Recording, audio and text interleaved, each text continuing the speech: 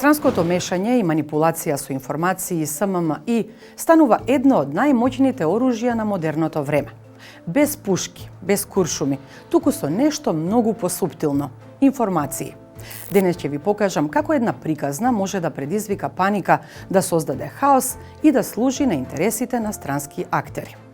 Познато е дека водата од изворот Рашче важи за една од најквалитетните во Европа и повеќето жители на Скопје секојдневно ја гасат жетта со неа.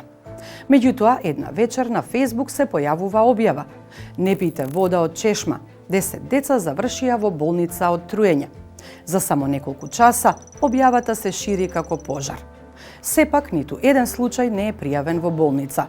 Инспекторатот за вода по извршената контрола не најде ништо сомнително. Па како настана хаосот? За полесно да се дојде до одговор на ова прашање, истражувачите го користат моделот ABCDE.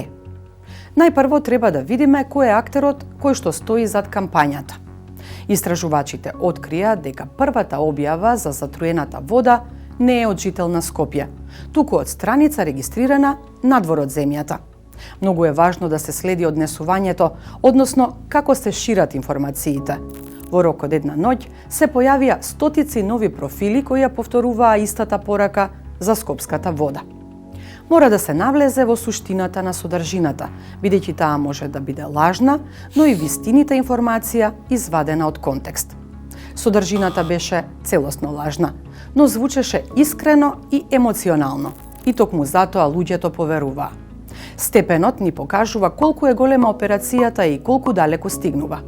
Операцијата за скопската вода беше многу добро координирана. Почна од Facebook профил и продолжи преку анонимни профили, а ја засилија жители на Скопје кои несвесно станаа дел од кампањата. И на крајот е ефектот, односно што се променило со одредена кампања.